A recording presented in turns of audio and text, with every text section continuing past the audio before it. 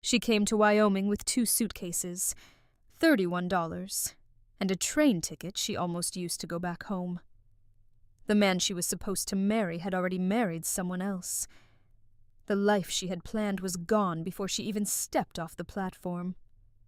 Any other woman might have turned around. But Nora Reed did not turn around. She walked into a government office, filed a homestead claim on 160 acres of wild Wyoming land, and picked up an axe.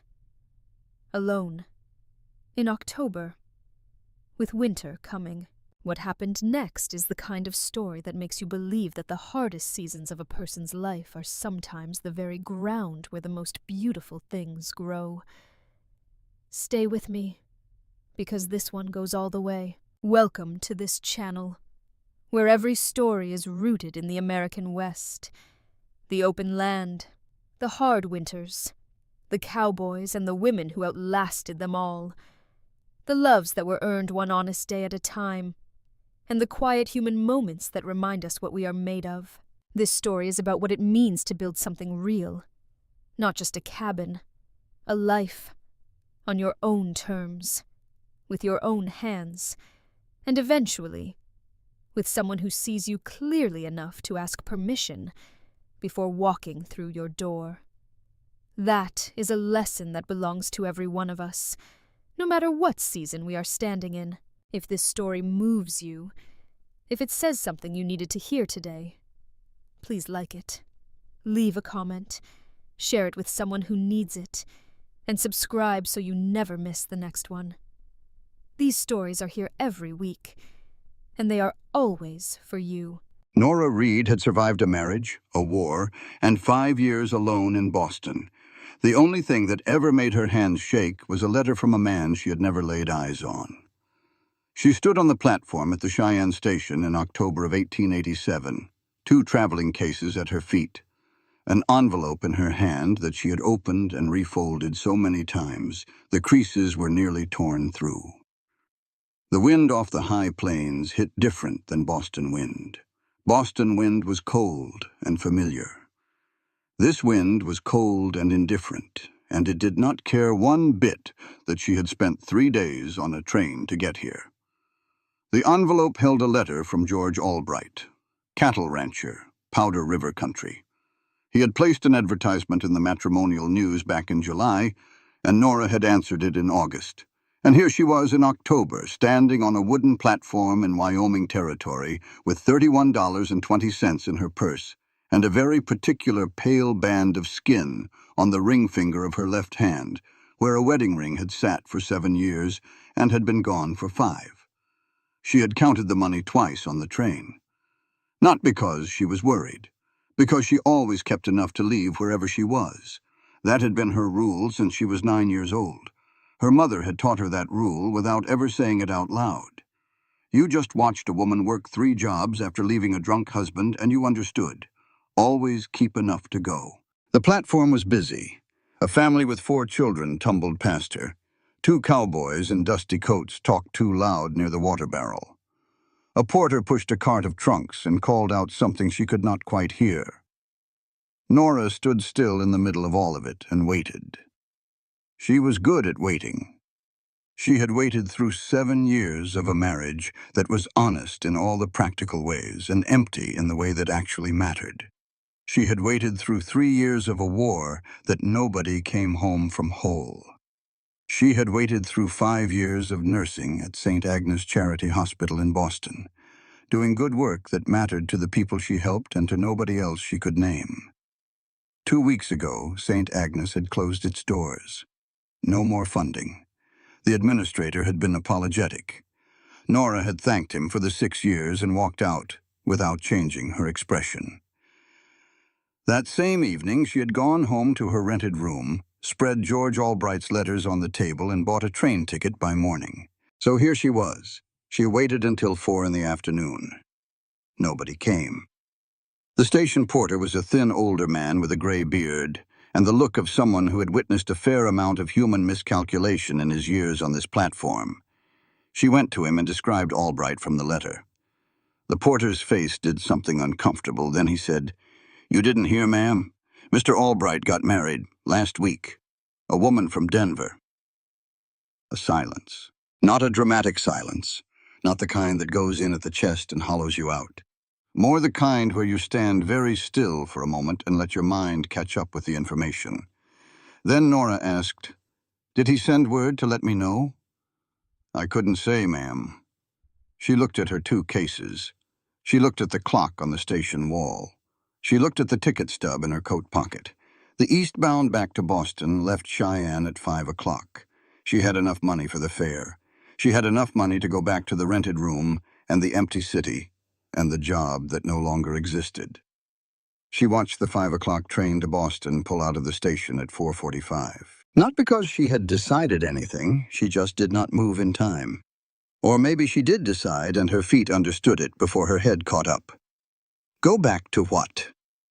She sat down on the bench outside the station and looked at the street. Cheyenne was louder than she expected. Dustier, more alive in its rough way than she had anticipated from reading about it. A wagon rolled past loaded with lumber. 3 women crossed the street in good coats, talking quickly. A dog slept in a patch of late afternoon sun near the livery. The sky here was bigger than any sky Nora had seen in her life. She was still looking at it when the man stopped near her. He was tall, somewhere in his early 40s, wearing work clothes that were clean but had seen serious use. He had the kind of face that had been weathered into something that wasn't quite handsome but was honest. He held his hat in his hand instead of on his head, which she noticed because most men didn't bother. He said, "Ma'am, I don't mean to intrude, but this station closes at 6 and tonight's going to drop to around 30 degrees. Nora looked at him. "I know, thank you." He stood there another moment, and she could see him arguing with himself about whether this was his business. Then he said, "Who were you here to meet?" "George Albright." The man was quiet for a beat. "He got married last week." "I know that now. Do you have somewhere to stay tonight?" "Not yet." He shifted his hat from one hand to the other. "There's a boarding house run by a Mrs. Harper, far end of Main Street. Clean place. Reasonable price. She is a good woman." A small pause. "If you need, I can walk you there, that's all. Nothing more to it than that." "Nothing." Nora studied him for 3 seconds. The kind of study she had developed over years of triaging sick and wounded people, reading who was telling the truth about where it hurt and who was not. She said, "What's your name?" "Eli Marshall." "What do you do here, Mr. Marshall?" "I'm homesteading. About 20 miles north." "On your own?" "That's right." She stood and picked up both cases herself before he could offer. "All right. Take me to the boarding house." His name, she would find out later that night, had appeared twice in the newspaper coverage she had read on the train from Chicago to Cheyenne. Former territorial judge. Removed from his appointment in 1885 under murky circumstances. She had not connected the name when he said it on the platform. She was tired. The wind was cold. But at Mrs. Harper's boarding house, after he had gone, she sat on the narrow bed in the narrow room and spread her territory map of Wyoming across her knees. She found the Powder River country in the north. She read the paragraph she had copied out of a legal pamphlet before she left Boston. The Homestead Act of 1862. Widows had the right to file claims in their own name. 160 acres. No charge. Improve it and live on it for 5 years, and it was yours. She sat with that for a long time. Then she folded the map and put it away, and lay back and looked at the water-stained ceiling of Mrs. Harper's boarding house and thought, go back to what? In the morning, she went to the Cheyenne Land Office and filed a homestead claim on 160 acres in the Powder River Valley. That plot of land, whether by chance or not, sat directly next to the claim of one Eli Marshall. The guide she hired was a quiet man named Pete who charged $2 for the ride out and did not seem inclined to fill the 20 miles with conversation, which suited Nora fine. The trail north had no name on her map. The grass on either side of it was long and brown at the tips from early cold. The sky was blue in a way that Boston sky never quite managed, too much city and smoke between the eye and the color. Out here there was nothing between you and the sky at all, and it took some getting used to. When Pete stopped his horse and pointed and said, "This is it, ma'am," Nora looked at what she had paid 30 cents in filing fees for. Grass, earth, a long ridge of dark hills to the west, a small creek catching light about 200 feet to the east. No house, no fence, no shelter, not a structure of any kind in any direction. Pete asked, "You sure about this?" Nora looked at the soil where the grass was thinner near the creek bank. Dark soil, almost black. She asked, "Is soil that dark usually good land?" Pete said, "Best in this part of the territory, ma'am." "Does that creek run year-round?" "Yes, ma'am, except maybe February."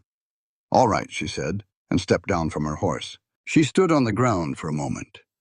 Wyoming in October was cold all the way through.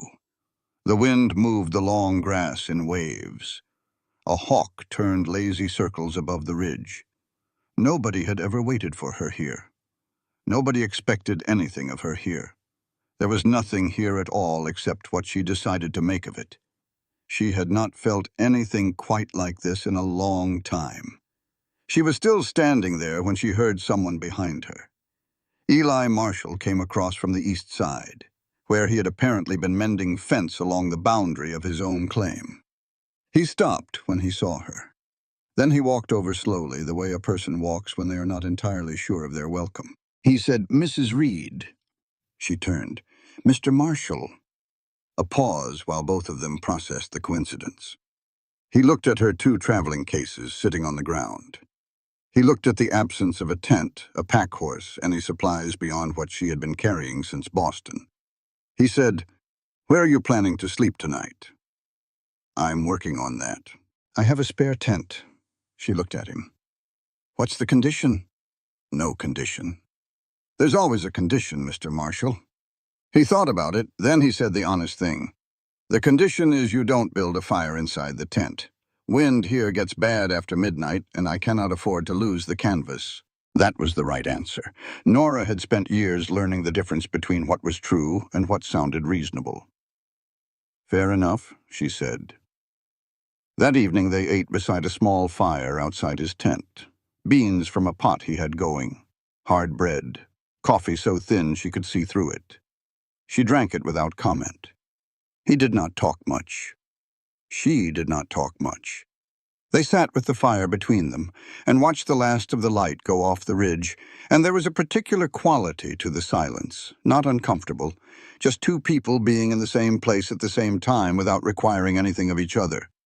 Then he asked, "Do you know anything about construction?" She said, "No, but I can learn." "Wyoming territory is not Boston, Mrs. Reed." "I know that." She looked at him. "Do you know how to build?" "I've been building my own place since July." "Then you can show me." Eli looked at her for a moment. There was something in his face she could not fully read yet, some combination of wariness and something else she would only later identify as respect. He said, "I'm not making any promises." "I'm not asking for promises," she said. "I'm asking for information." In the morning, she was up before the sky was fully light. She walked every acre of her 160 by feel and by the gray early color of things. She counted her steps. She marked the flat ground with stones. She made notes in her small notebook with a stub of pencil. When Eli came out of his tent with the sun up, he found her standing at a specific point on her land facing northwest. He walked over. He asked how long she had been up. She said since before him. She did not turn around. She said, "The worst wind in this valley comes from the northwest in December and January. If I put a cabin here, the north wall needs to be thicker than the south. The creek is about 180 steps from this spot, close enough to carry water without too much trouble, far enough that spring melt should not flood the floor. The ground here is the flattest within 50 feet in any direction." Eli stood still for a moment. Then he asked, "Where did you learn to think about it that way?" She turned and looked at him. "Places where knowing this kind of thing mattered." She left it there. He did not push it, but she could see him filing it away. He said, "You'll need timber." "I know. The white pines on the west slope of that ridge. Good stock. But they need to come down before the snow sets in." You've got maybe 3 weeks. Nora looked toward the ridge, then back at him. Do you have a spare axe? He did. That night, lying in the borrowed tent, listening to the Wyoming wind test the corners of the canvas, Nora thought about George Albright and the train to Denver he had apparently taken to find himself a wife.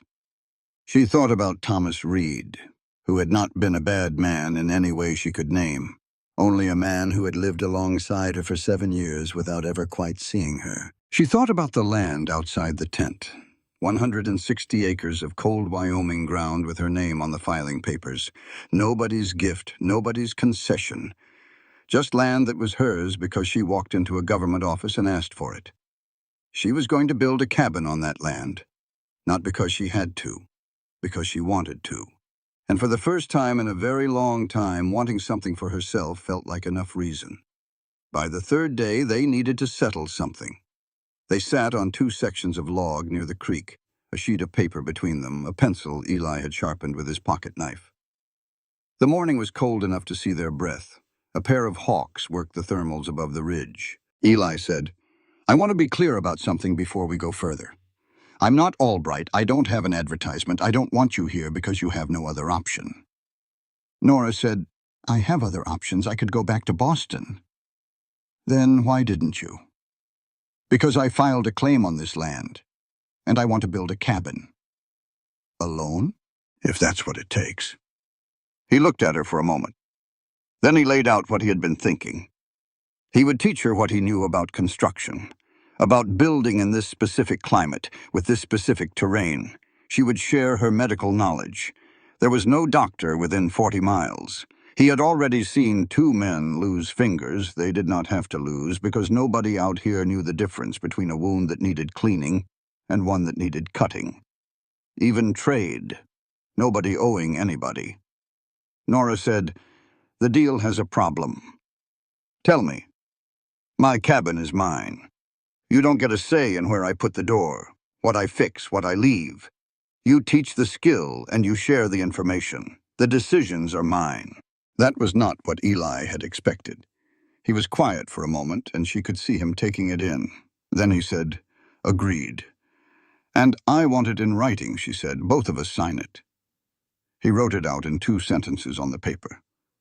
They both signed it. She folded it and put it in her coat pocket. He did not ask for a copy. She respected that. What happened next was not romantic in any way that would satisfy a person reading for romance. It was cold and slow and physical and tiring, and there was nothing graceful about it. Eli took her to the pine ridge and showed her how to read a tree before you cut it. He showed her how to stand so the axe worked with gravity and not against it. He stood far enough away to talk her through the first attempt without crowding her arm. The tree fell wrong on the first try. They moved it and tried again. It fell right the second time, and the crack of it going down, and the long, slow, settling crash into the snow-dusted brush below was the loudest thing Nora had heard since the last cannon fire she could remember from the war. She watched it fall. Then she let out one slow breath. Not exhaustion, confirmation. Eli saw it and looked away. They worked like that for 2 weeks, side by side but not together, each on their own claim, close enough to talk when talking was useful. The conversations that grew out of the work were the kind that do not happen in parlors. They happened during the specific intimacy of shared hard labor, when your hands are occupied and your guard is not fully engaged. She learned that he had been building since July and had made 3 significant mistakes, all of which he could identify precisely. She respected that. Men who could not name their own mistakes were men who repeated them. He learned that she made coffee like she was trying to dissolve the spoon and drank it like medicine, which he supposed was not surprising. He'd been drinking it without complaint since the 2nd morning. She noticed this on the 15th morning and decided she liked him better for it. The first real storm of November came in at night without much warning. Just a change in the wind around 10 o'clock that said something was coming, and then at midnight something arrived with both hands. The canvas on Nora's tent took a stake out of the frozen ground on the north side. Cold poured in. She worked at it alone for about 3 minutes before accepting that this particular problem was larger than one person. She crossed to Eli's tent and knocked on the pole. He was already up. They worked in the dark and the driving snow for nearly an hour to get the structure back in order, neither of them saying much because there was not much to say, just work. When it was done, they sat in Eli's tent with cups of coffee between their cold hands, wet to the bone, shaking in that deep, involuntary way that takes a while to stop. Eli said, "Are you scared?" Nora looked at her coffee. "Not of storms." "What are you scared of then?" She was quiet for a moment. Then she said, "Empty rooms. Waking up and not knowing why today is any different from yesterday." Eli did not say anything reassuring. He did not say she would be fine or that it got better, or any of the things people said when they did not know what else to do. He just said, "I understand that." 2 words, short and plain and exactly true. Something shifted in the quiet of the tent, subtle as a change in air pressure. She felt it and did not name it. Neither did he. The days fell into a rhythm after that. Up before full light. Coffee. Work. The specific satisfaction of progress that could be measured in feet and logs and the growing weight of something real. They ate together most evenings, simple food over a shared fire, and the conversation moved from practical to something else gradually. The way water moves from shallow to deep without you noticing the exact moment your feet leave the bottom. He told her about the land, the way it changed between October and November, what the sky looked like before each different kind of weather. He knew this valley in a way that said he had been paying attention from the beginning, not just passing through. She noted this. A man who paid attention to land usually paid attention to other things too. She told him about Boston in November, the way the harbor light changed in the fall. She told him about St. Agnes and the particular exhaustion of caring for people who had nothing, which was different from the exhaustion of other kinds of work. She did not tell him everything, but she told him more than she had told most people, and she was not entirely sure why. One Sunday in mid-November, they agreed not to work. Neither of them knew what to do with a whole day that had no task in it. Eli suggested the creek. He would fish, she could do as she pleased. She brought her book. He brought a pole cut from a willow branch and a line he had been carrying since summer. They went down to the creek bank and spent the afternoon in a particular kind of silence that is different from the absence of talking. It is the presence of comfort. She read. He fished. They each looked up when the other was not looking, and then looked back. He caught 2 brook trout. She cooked them with the wild ginger she had found along the bank earlier in the week. They ate as the sun went low over the ridge and turned the whole valley a color that had no good name. Ordinary. Quiet, and somehow the more meaningful for being so ordinary. The first wall of Nora's cabin went up on a Tuesday morning in the 3rd week of November. It went up wrong the first time. Eli told her so. She did not argue because he was right, and she had already seen it was not plumb. They took it apart and started again, and the second time it seated correctly and stood on its own. Nora put her hand flat against the wood. She stood like that for a moment with her palm on the wall she had just built. Her eyes closed. Eli did not ask what that was about. Some things do not need a question. He picked up his tools and moved to the next section. She caught him watching her later that afternoon from across the boundary line between their 2 claims. He looked away when she caught him. She did not say anything about it. 2 days later, she found him in trouble with the stonework on his chimney base. He had the measurements right, but the mortar was too dry, and he was losing time breaking it out and starting over. She stood and watched him for a moment. Then she said, "You need more water in that mix." He said, "I'm following the instructions." She said, "The instructions were written for somebody doing this in July. The cold is pulling the moisture out before it sets. More water, half again what it calls for." He looked at her. She said, "Try it." He tried it. It worked. He did not thank her in words, but he brought her coffee that evening that was better than his usual, which she understood to be the equivalent. By the last week of November, Nora had accumulated enough dried plant material to fill 3 of the canvas sacks she had brought from Boston. Yarrow along the creek bank, dried to a pale straw color. Elderberry, the small dark fruit boiled down to a thick syrup and stored in a tin she had bought in Cheyenne. Wild ginger root, scraped and dried on a flat stone near the fire. Eli watched her work through this process over several evenings, with the expression of a man trying to decide whether to ask. Finally, he asked. She explained each plant, what it did, how to prepare it, when to use it. He listened the way a good student listens, not with half his attention, not waiting for a pause to say something else, actually listening. When she finished with the elderberry, he said, "Where did you learn all this?" She said, "A Cherokee physician, during the war. He knew things that were not in any textbook I had ever read." She paused. "He said the land where you live is also your medicine cabinet, if you know how to read it." Eli was quiet for a moment. Then he asked, "You were in the war?" "The last 3 years of it." He did not ask more than that. But the way he looked at her hands after that evening was different.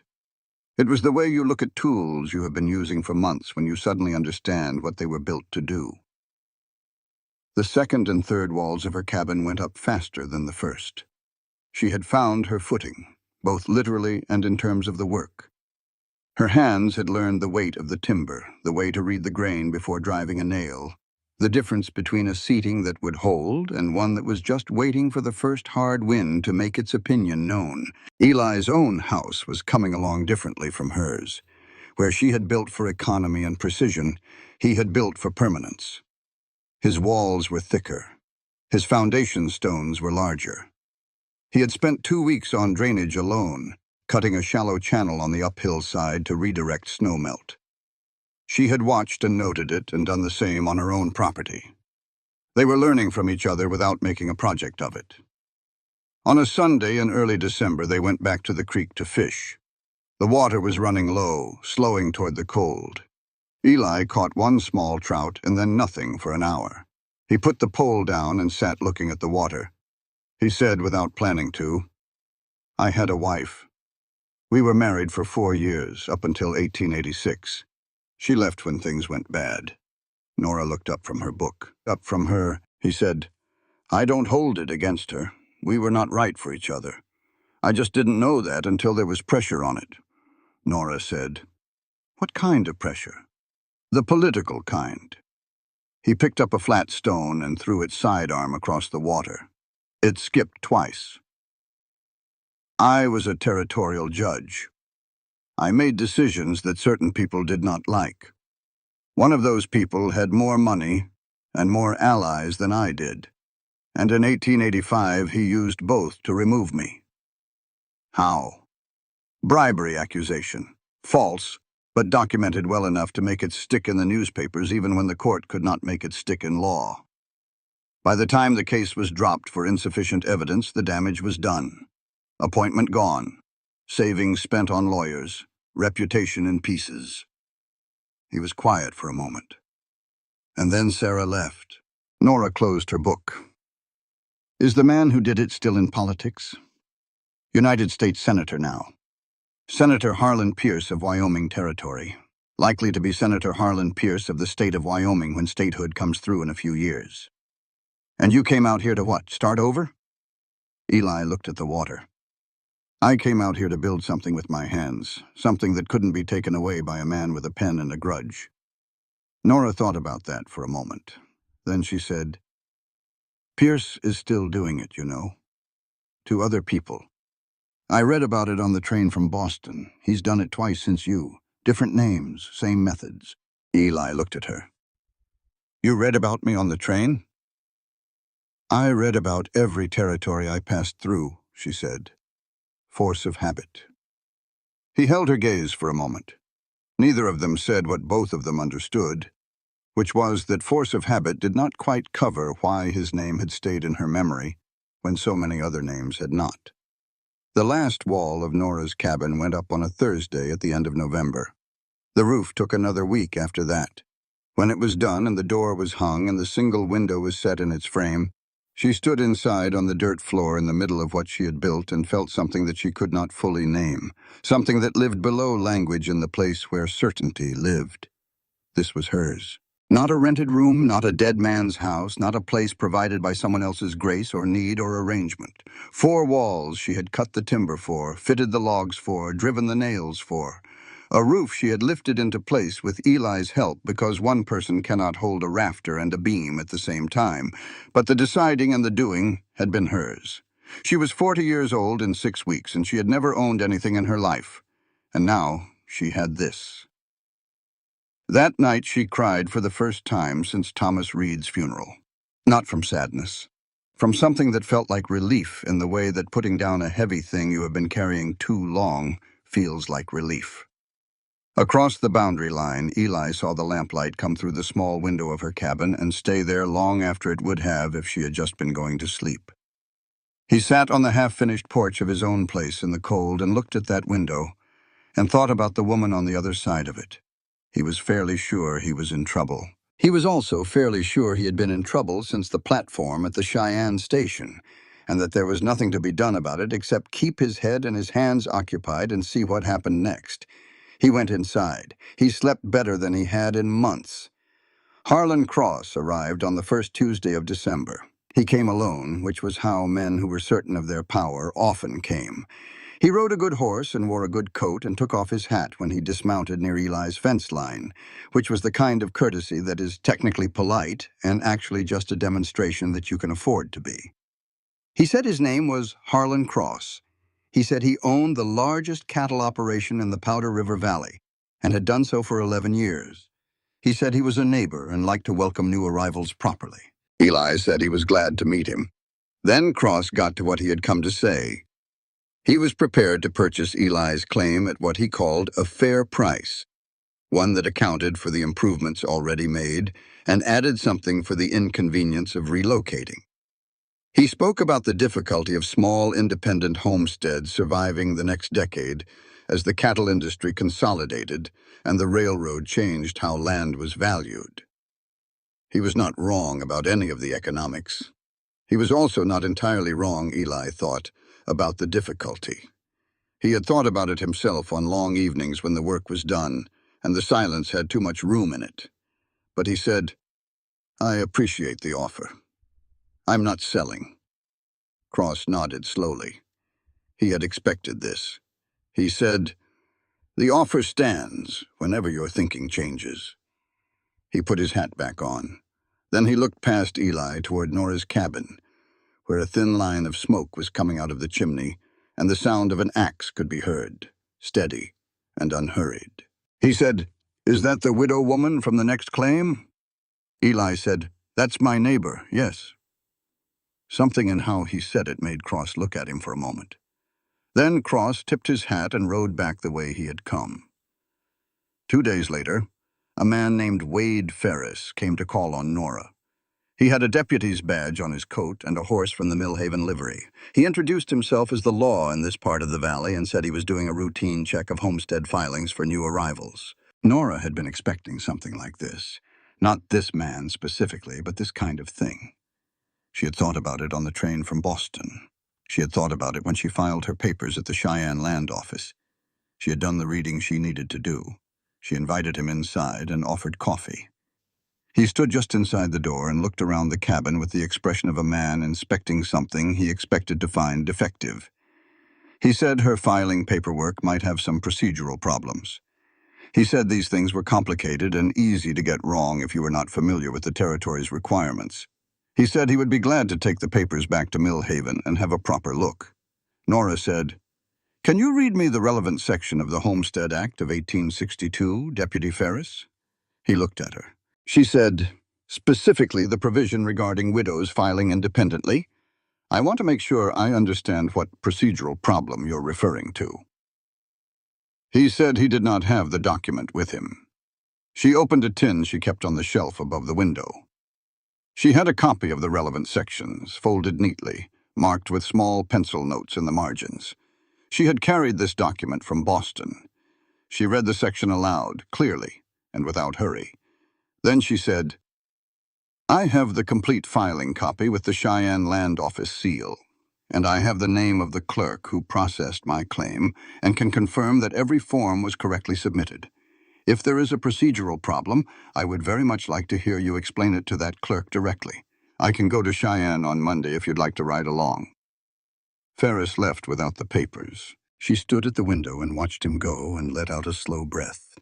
Then she heard the sound of boots on the packed ground outside and turned to see Eli in the doorway. He had been walking over when Ferris arrived and had stopped. He had heard most of it through the thin wall. He said, "You brought that document from Boston," she said. "I knew someone would come." He looked at her for a long moment. Not the admiring look that she had seen on men's faces when she did something that surprised them. The look that said, "Good for you," not really expecting it. This was something else. The look of a person encountering another person they recognize at a level that does not require much explanation. He said, "You knew before you even got here." She said, "I knew I was a woman alone on government land in a territory where someone always wants government land.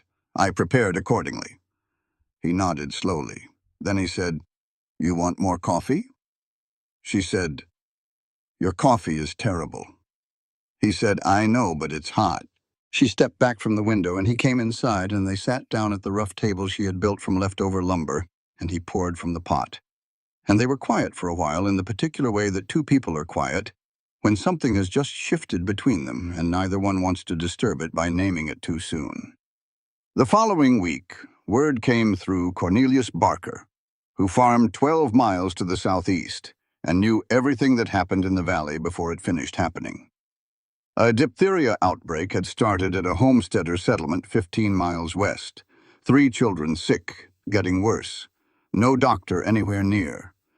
Barker's wife came to Nora herself, riding in the early morning cold, and told her directly. Nora said, "How long have the children been sick?" Barker's wife said, 4 days for the oldest, 2 for the younger 2. Nora said, 4 days is a long time with diphtheria." She was already moving, going to the shelf with the tin, going to the canvas bag she kept packed against exactly this kind of need. "Tell me the names and ages." When Eli came over an hour later and found her saddling her horse, she told him where she was going. He said, "Do you know how to treat diphtheria?" She looked at him over the saddle, and this was the moment the second layer of who she was opened up completely, not because she wanted drama, just because she was done keeping it out of sight. She said, "I was a battlefield nurse for the last 3 years of the Civil War, field hospital in Virginia. I have treated diphtheria, typhoid, wound infections that would turn your stomach, and more cases of fever and sepsis than I could count. After the war, I spent 6 years at a charity hospital in Boston. I know what I'm doing." Eli stood still. She said, "You did not ask before, and I did not offer, but you're asking now." He said, "Why did you not say so before?" She said, "Because when I told people in Boston what I had done in the war, they looked at me a particular way, like I was something sad, something to feel sorry for." She finished tying the saddlebag. "I didn't come out here to be felt sorry for." He did not say a word about it. He went to his own horse and saddled it. She said, "I'm not asking you to come." He said, "I know." He came anyway. What happened at the settlement over the next 3 days is the kind of thing that does not lend itself to short telling. There were 3 children, then 4, then 5. There was a father who had to be talked back from panic 3 times in one day. There was the specific smell of a closed space where sickness has been living for too long. There were decisions Nora made in the middle of the night that she made without hesitation, drawing on knowledge laid down in her hands and her judgment over years of exactly this kind of work. Eli could not do what she did. He hauled water. He built up fires. He sat with the fathers and talked them through the long hours. He did whatever she told him, and he did it without making her explain herself twice. On the second night, after the 3rd child came back from the worst of it, Nora sat down outside the door of the main cabin with her back against the wall and her hands resting on her knees. Eli came out and sat beside her without asking. He had a cup of water. He gave it to her. After a while, she said, "In the war, I learned not to count the ones I lost. If you counted, you could not keep going. But I always remembered the names. Everyone." He did not say she was brave. He did not say he was sorry. He just sat there in the cold dark beside her and did not go anywhere. And Nora, who had never in her adult life had someone simply stay with her in a moment like this without needing her to be all right, felt something shift in the deepest part of herself. Not dramatically. Just the way a thing settles when it finally finds its proper place. On the ride home on the third day in the flat gray light of late December, Eli asked, "Your husband, did he know what you did in the war?" Nora said, "He knew I was a nurse. He did not ask for much beyond that." "You never told him the rest?" "No." "Why not?" She watched the ridge for a moment. "Because I did not want him to look at me differently." "Differently how?" "I'm not sure exactly, just differently." Eli rode another quarter-mile without speaking. Then he said, no flourish, no calculation, just the plain thing. "I don't find it frightening, Mrs. Reed. I find it worth respecting." She did not say anything to that. There was nothing to say that would not diminish it. But she was still thinking about it when they came over the last rise and saw their two cabins in the gray afternoon light, side by side in the wide valley, smoke coming from both chimneys, patient and solid against the coming winter. December settled hard over the Powder River Valley, the kind of cold that has opinions. 40 below some nights, the kind of cold that kills a man who makes a poor decision about shelter or fire. But Nora's cabin held. She had built the north wall thick enough, and the fireplace drew well, and the single window had been set on the south side where it caught whatever thin winter sun came over the ridge. She and Eli had fallen into a routine as easy and as specific as the working of a good door hinge. He came to her cabin for coffee at first light. They discussed the day's work over a fire that she had usually built before he arrived. They worked through the morning on their respective claims and through the afternoon, and ate together most evenings, trading off whose fire they used and whose food they put into the pot. It was a practical arrangement. It was also not nothing. On a Wednesday morning 2 weeks before Christmas, Eli was finishing the last section of his cabin roof. He had been at it since first light, working on the steep north pitch that needed one more course of shake before the weather made such work impossible. Nora heard the impact from inside her cabin, the specific sound of a body and frozen ground making contact at speed. She was outside before she had finished thinking about going outside.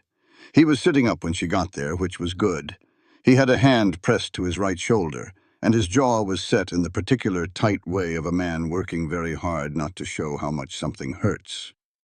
The 8-foot fall had caught him wrong. Right shoulder down, wrist bent back. She knelt beside him and said, "Put your hand down." He put it down. She worked quickly and without wasted motion, the way she had worked in the field hospitals in Virginia, the way her hands had been trained to work when time and pain were both factors. She checked his wrist, pressing along the bones with 2 fingers, reading the structure through the skin. She checked his shoulder, working through the range of motion in small increments, watching his face for the specific flinch that meant structural damage versus the general flinch of pain. She said, "The wrist is sprained, not broken. The shoulder's a bad muscle pull. Nothing torn. No heavy work with that hand for 3 days."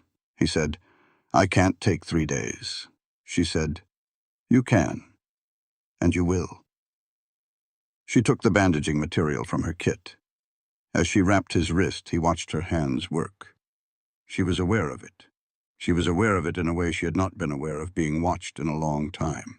He said, quietly, not planning to, "You do this with a kind of attention I don't think anyone's ever pointed in my direction before." She stopped for half a second.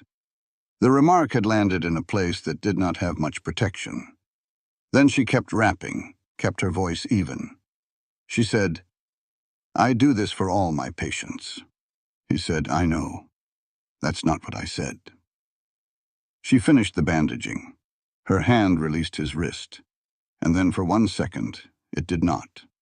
It stayed there where it did not need to stay. Not a grip, just a presence. A hand still in contact when the task was done. Then she let go. She said, "Go inside. I'll make you broth." He said, "Nora." She was already standing. She did not turn around. But she heard him say her name for the first time, not Mrs. Reed, just her name, and it sat inside her chest in a way she did not entirely know what to do with. 3 days without heavy work was 3 days of Eli sitting at his table, and a man sitting at his table with nothing else to do eventually talks. What came out over those 3 days was the story he had not told anyone fully. Not because he was dramatic about it or wanted sympathy. Because Nora was there, and she was real, and she had already shown him that she could hold difficult things without needing them to be something other than what they were. He told her about Judge Harlan Pierce, who had been a political ally turned enemy, when Eli refused to rule in favor of a land consolidation that would have benefited Pierce's backers at the expense of 24 homesteading families. He told her about how the accusation had been built, the forged documents, the former clerk who had been paid to testify, the way the story moved through the newspapers before the legal proceedings had concluded, so that by the time the evidence was found insufficient to convict, the damage to his reputation was done and permanent. He told her about watching his life come apart in the particular slow way that happens when someone with resources is dismantling it carefully piece by piece over 18 months. His appointment gone, his savings gone, his wife gone. He said, "Sarah and I were not suited to each other. I knew it somewhere. I had been not knowing it successfully for 4 years. The crisis just made it impossible to keep not knowing." Nora said, "What did you do after?" "I went to Denver for a year, did some work for a law firm, saved enough to file a claim here." He looked at his bandaged wrist. "I wanted to build something that did not depend on anyone's opinion of me." She said, "Pierce is still doing it." He looked at her. She said, "I read about it on the train. He has done it twice since you. Different men, same method. He finds someone who is in the way of something he wants, and he builds a case that does not need to be true, only needs to be believed long enough to do the damage." Eli was quiet for a long time, then he said, "You read about me on the train. I read about the territory." "You read about me," he said, and there was something in his voice that was not accusation, just the plain acknowledgement of what was true. She held his gaze. "You were the most interesting thing in the newspaper." That was the closest she had come to a direct statement. He did not push it further. Neither did she. But it was out there now, sitting between them like a piece of furniture that had been moved into the room and would need to be accounted for eventually. Christmas came and went quietly. They cooked a better meal than usual, using the smoked ham Cornelius Barker had brought over on his last visit, and Barker's wife had sent a small jar of preserved pears that tasted like summer in the middle of the Wyoming winter. After dinner, they sat by Eli's fireplace, which was larger than hers, and were quiet in the specific, comfortable way that had become ordinary between them. He said, "You've never told me what you want." She said, "About what?" He said, "Any of it. The land, the future." A pause. "This?" She looked at the fire for a while, then she said, "I want to not look back at the next 20 years and see the same thing I see when I look back at the last 20, which is a life that was correctly done and never quite mine." He said, "And what would make it yours?" She said, "I don't entirely know yet, but this." She looked around the cabin. "This is a start." He did not say anything more, but she understood that he had been asking something more specific than what he had asked, and that her answer had been both honest and incomplete, and that both of them knew it, and that neither of them was ready yet for the more specific version. There was time. It was the middle of winter in Wyoming, and there was nothing but time. January was the hardest month as advertised. Temperatures that suggested the sky was actively hostile to human habitation. Wind that found the gap between your collar and your hat brim with the precision of something that had practiced. Daylight that gave you about 8 hours and then went away without apology. Nora and Eli had both learned to work within the constraints of it. They were inside more. There was more fire tending, more reading, more of the long, slow work of the winter mind that had no outdoor outlet. They played cards sometimes. She beat him at 7 out of every 10 games, which she attributed to concentration and he attributed to luck, and both of them understood it was neither. She was rereading a medical textbook she had brought from Boston when Cornelius Barker came to the door one afternoon in the 3rd week of January. He looked uncomfortable in the specific way that a man looks uncomfortable when he has information he did not ask for and does not know what to do with. He said there was a man in Millhaven, a lawyer from Cheyenne, name of Cole Vance. He had been asking questions about Eli Marshall and the woman homesteading the adjacent claim. He had been in town for 4 days, and he had a document he said Barker should make sure Nora saw. Barker said, "I don't know what it is, Mrs. Reed. I didn't read it myself. I just thought you should know there's a man asking questions." She went to Millhaven the next morning. Cole Vance was easy to find. He was in the single room above the Millhaven General Store that served as an informal meeting place for anyone who needed to conduct business. He was a neat man in his 40s, well-dressed for the territory, with the composed manner of a lawyer who had learned to be patient, because patience was usually on his side. He said he was representing certain interests in Cheyenne who had reason to be concerned about Eli Marshall's presence in Wyoming territory. He said he had information he thought Nora deserved to have, given her situation. Then he placed a letter on the table between them. The handwriting looked like Eli's. She had seen Eli's handwriting on a dozen notes and lists in the 2-sentence agreement they had both signed in November. This looked like that handwriting. The letter was addressed to a man named Dunbar, described in context as a political associate from Eli's time as territorial judge. It said, "The woman from Boston is a useful development, a self-sufficient widow who built her own cabin in Wyoming territory. That is the kind of story that plays well in the districts that matter. I need to build a foundation before statehood. Figures like her are exactly the kind of image a campaign requires." She read it twice, the second time more slowly. The specific thing that happened inside her was not a loud thing. It was quiet and total, the way the worst kinds of damage are quiet and total. The thing that activated was not grief or anger, but something much older. The deep bone knowledge that she had carried since she was 9 years old, watching her mother's eyes wear down. Nobody looks at you because of you. There is always another reason. She folded the letter. She handed it back. She thanked Vance for his time. She went to the livery and got her horse and rode back. She did not stop at Eli's. She went to her own cabin, and she worked from the time she got back until she could not see. Chopped wood. Mended the fence on the east side. Split shingles she did not need yet. Hands occupied. Keep the hands occupied.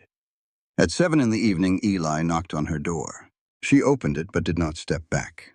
He read her face in the way he had learned to read her face over 3 months of close proximity, and his own face changed. He said, "What is it?" She said, "I need you to answer one question honestly." "Go ahead." "Am I part of a plan of yours?" He did not understand the question. She could see him not understanding it, and the silence while he tried to understand it was exactly the wrong kind of silence for that moment. She took the letter from her coat pocket. She had asked Vance for a copy. He had given her one. Eli read it. She watched his face. What she saw was not the expression of a man caught in something. It was the expression of a man reading a forgery and understanding precisely how much damage it was designed to do. He said, "I did not write this." She said, "The handwriting is very close."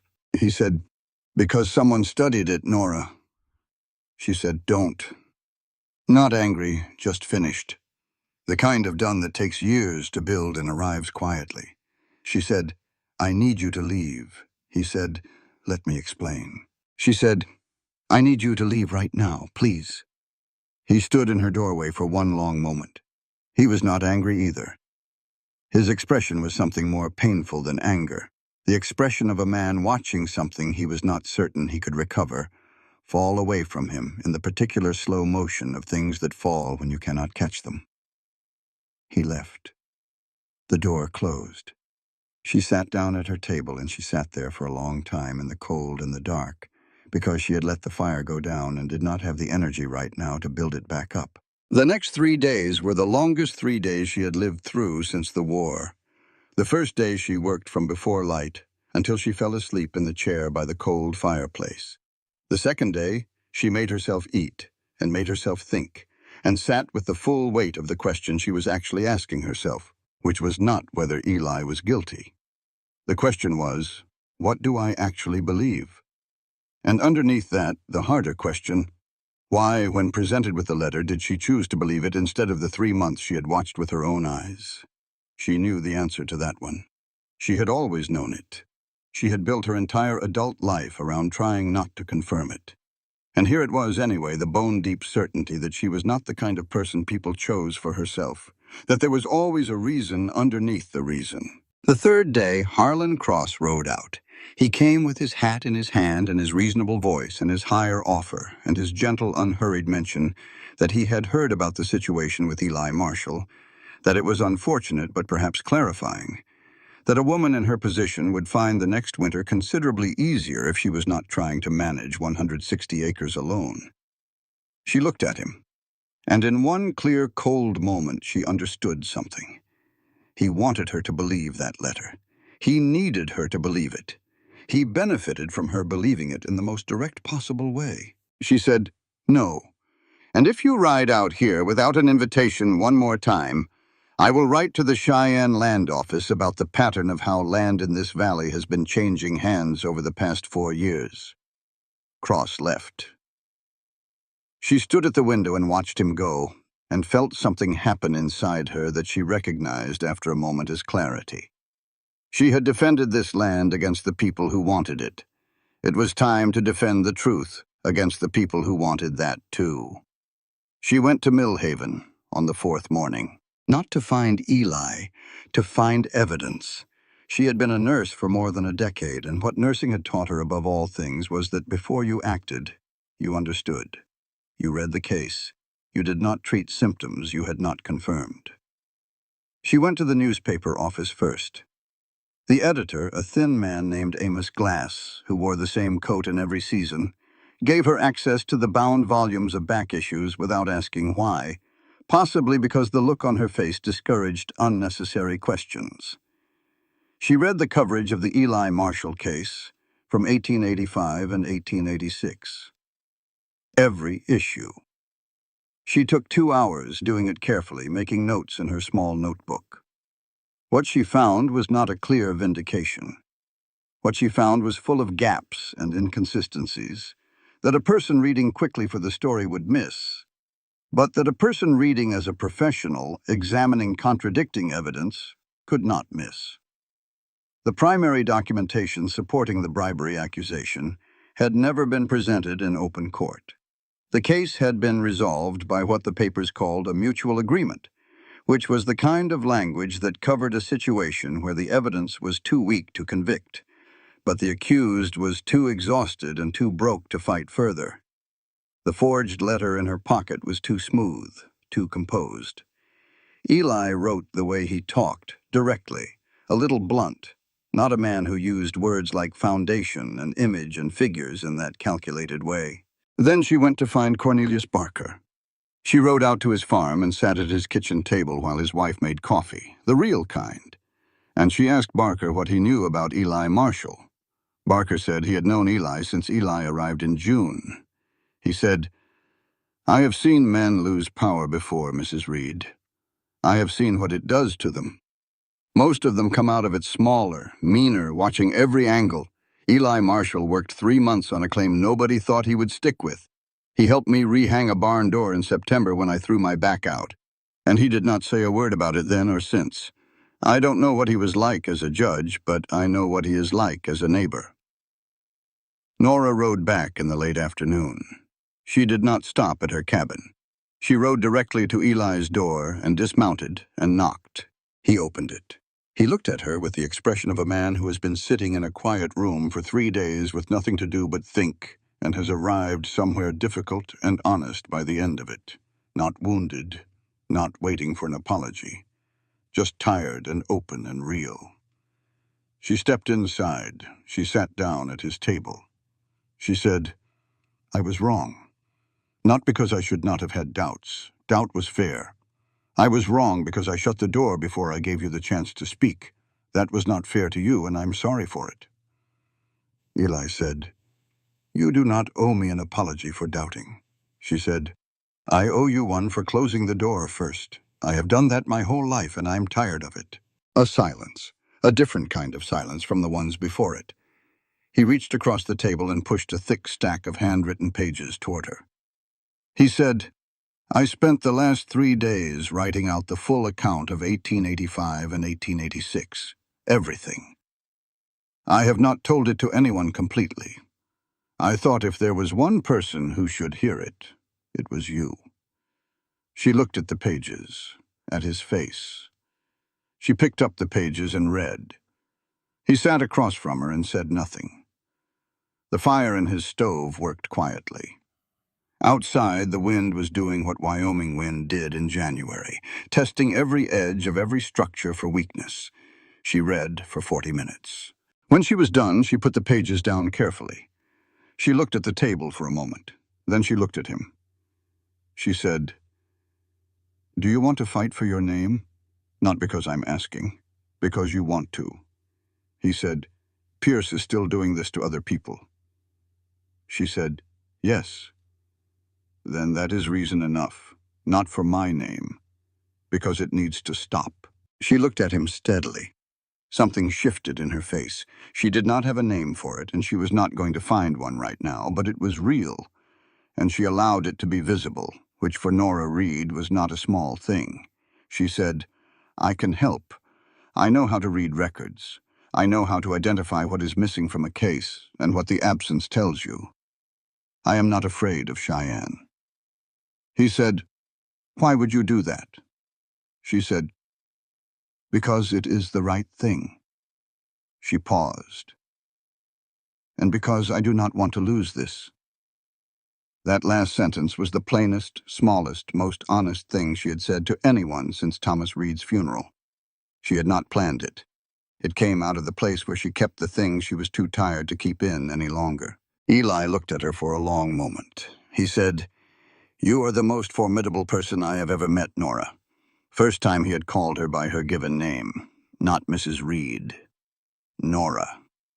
She looked down at the table and then back up, and the corner of her mouth moved in a way that was almost a smile. She said, "You should have better standards." He said, "I do. That's why I said it." They went to Cheyenne in the second week of February. It was a 2-day ride each way, hard going in the winter cold, and they stayed at different boarding houses in Cheyenne, which Nora had insisted on and Eli had agreed to without arguing. Some of what mattered about what they were to each other was precisely this. Neither of them pushed past where the other one stood. They spent 3 days in Cheyenne. Nora spent the first day at the courthouse archives, reading case files with the focused intensity of a person who has been trained to find the thing that is hidden inside the thing that is visible. She made 23 pages of notes. She found 4 specific discrepancies in the documented evidence against Eli that a careful examination revealed could not have been produced by the events they were meant to document. Eli spent the first day tracking down Arthur Dehn. He had known Dehn was in Cheyenne from a letter that had arrived 2 weeks earlier, forwarded through Barker. Dehn had been Eli's court clerk for 2 years before 1885. The letter had said only that he was ill and wanted to speak before he died. Nora went with him to find Dehn on the second morning. Dehn lived in 2 rented rooms above a tailor shop on the east side of Cheyenne. He was in his early 60s and seriously ill with a lung complaint that had moved through the stages of serious to something worse. He was propped up in a chair by the window when they arrived, and he looked at Eli with the expression of a man who has been carrying a specific weight for a long time and is almost relieved to put it down. He said, "I expected you would find me eventually. You would find..." Eli said, I'm not here to settle anything, Arthur. I just want to understand what happened. Den said he had been paid by Pierce's associate to make documents that did not exist. He said the payment had been enough to clear his debts. He said he had told himself that Eli was a public figure, and that public figures absorbed this kind of thing and recovered. He said he had been wrong about that. He said, "There is something else." They waited. He said, "Vance, the lawyer Pierce sent to your valley.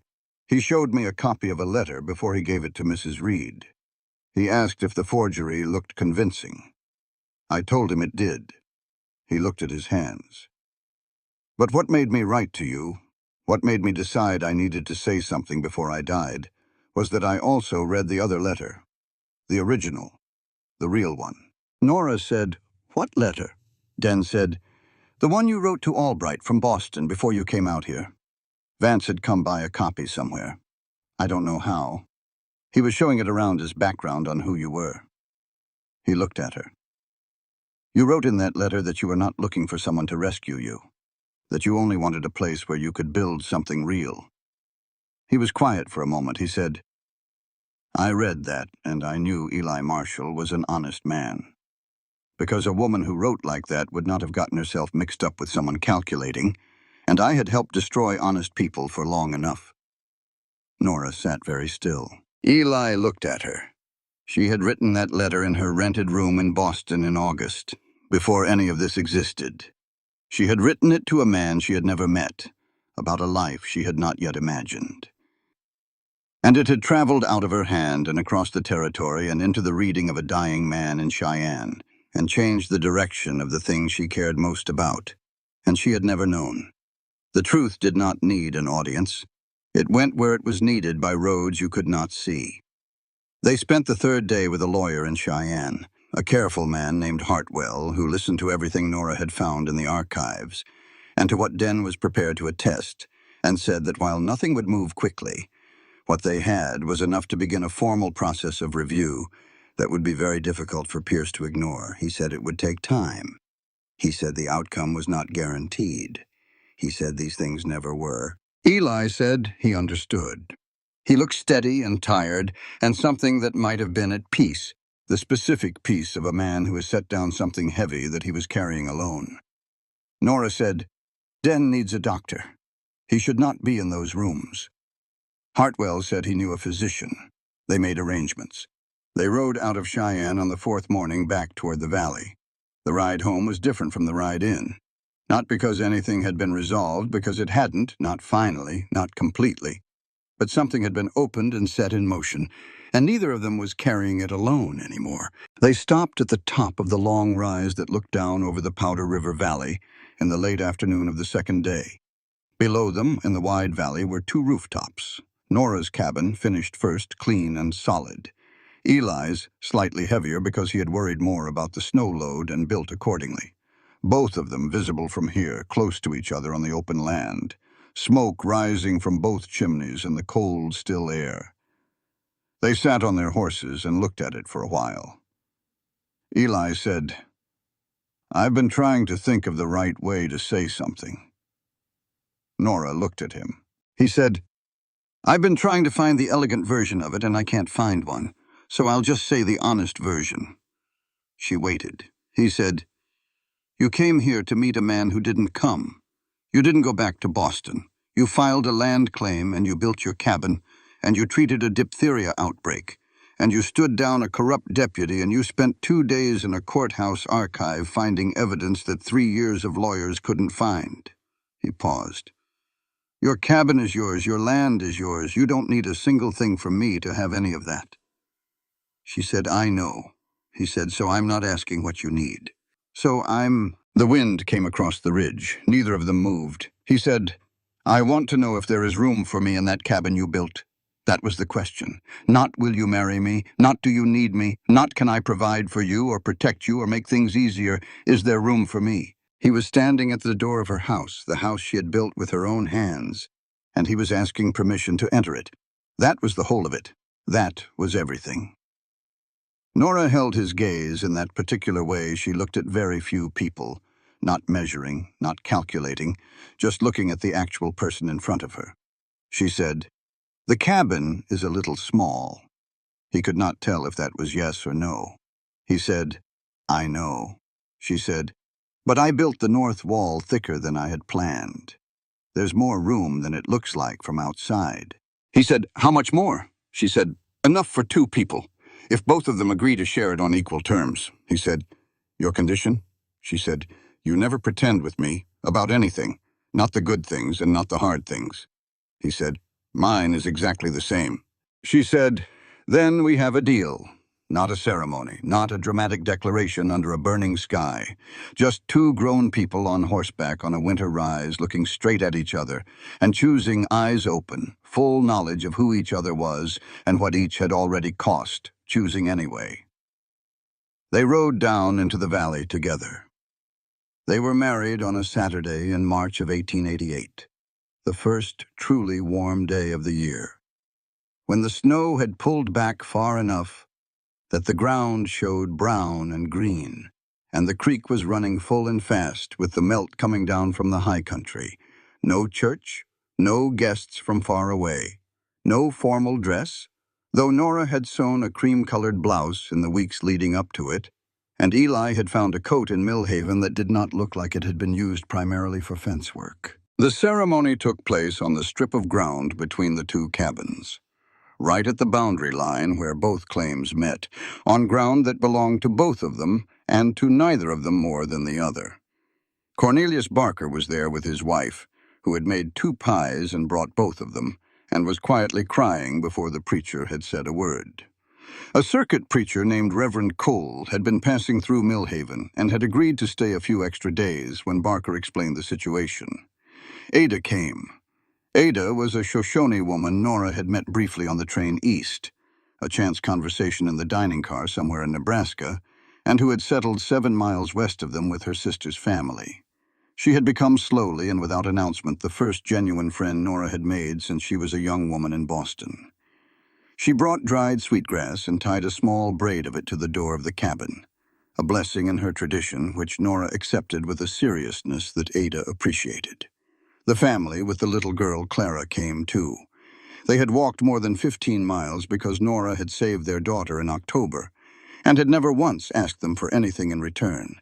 And they understood that this was the kind of occasion you walked 15 miles for. They had written their own vows. Neither of them had made much of it beforehand. They had sat at the table in his cabin 2 weeks prior and written them separately, and then exchanged them to read, and when Nora had read his, she had put the paper down and looked out the window for a moment before she looked back at him. He had read hers and been quiet for a long time. Now they stood across from each other in the March sunlight and said them out loud. Eli said, "I am not promising I will not be wrong. I will be wrong. I am promising that when I'm wrong, I will not hide it from you. I am not choosing you because I need someone. I am choosing you because standing next to you, I am a better man than I am on my own. And I want to go on making that choice every day that's left." Nora said, "I spent a long time believing that being strong meant not needing anyone. You did not prove me wrong by rescuing me. You proved me wrong by standing next to me while I handled my own life and not going anywhere. I choose you, not because of the circumstances that brought me here, because I see you clearly, and I want to be seen clearly back for every day that I have."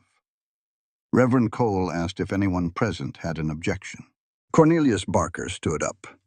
His wife made a small sound and put her hand on his arm. He did not seem to notice. He looked at Eli and Nora and said, "No objection. I just want to say that I have seen the cabin Mrs. Reed built, and I have seen the way Mr. Marshall looks at that cabin. I have not come across a better match in all my years in this valley." He sat down. His wife shook her head and held his hand. After the ceremony, they ate Barker's wife's pies and drank coffee, and Clara ran between the adults' legs and fell down twice and got back up both times, which seemed right for the occasion. Ada said to Nora quietly while the others talked, "You look like a woman who has finally come home." Nora said, "I think I built it." Ada smiled. "That's the only way it lasts." The Pierce matter moved forward through the spring and into the summer, not quickly. Nothing involving courts and senators moved quickly. But it moved. Hartwell filed the formal request for case review in April. Arthur Dehn gave a witness statement in May from his bed, in front of 2 attorneys and a court recorder, before his illness took the rest of what he had. In June, a paper in Denver ran the first installment of Eli's account of 1885, written in his own voice, plain and specific, and almost entirely without bitterness, which made it more credible and more devastating than the angry version would have been. The second installment ran 2 weeks later. The third installment, which included Den's statement and Nora's archival findings, organized into a clear timeline, ran in July. By August, 3 other territorial newspapers had picked up the story. By September, there were questions being asked in the legislature that Pierce could not dismiss as easily as he had dismissed Eli from his judgeship 4 years earlier. It would not be over quickly. These things were never over quickly. But it was in the light now, and Eli was not carrying it alone. What Nora built that first year, besides the obvious, was a small medical room off the east side of the house. It was not much to look at from outside, 12 feet by 14 feet, with a single window and a shelf for her supplies. But it was there, and people knew it was there, and they came when they needed to. The woman from the settlement whose daughter had survived the diphtheria outbreak in October came in March, with a baby who had a fever that would not break. Nora brought the fever down in 2 days. The woman asked how much she owed. Nora said nothing. But if she had dried beans she could spare, Nora would not turn them away. Word moved through the valley the way word moves in places where people depend on each other, in actual daily ways. By summer, Nora was seeing 3 or 4 people a week. A rancher's broken hand set and splinted. A child's infected eye, treated with yarrow and clean water 3 times a day for a week. A woman in difficult labor. Nora riding 11 miles in the dark because someone had come to her door at midnight, and she had gone. Nobody called it a medical practice. It was just what Nora did. In November of 1888, Nora told Eli she was expecting a child. They were sitting at supper. She said it the same way she said most things, directly, without preparation. He put his fork down. He looked at her for a long moment. He said, "Are you all right?" She said, "I am very well. I have delivered enough babies to know what it looks like when it is not going well, and this is not that." He said, "Nora." She said, "I am 40 years old, and I know what I am doing."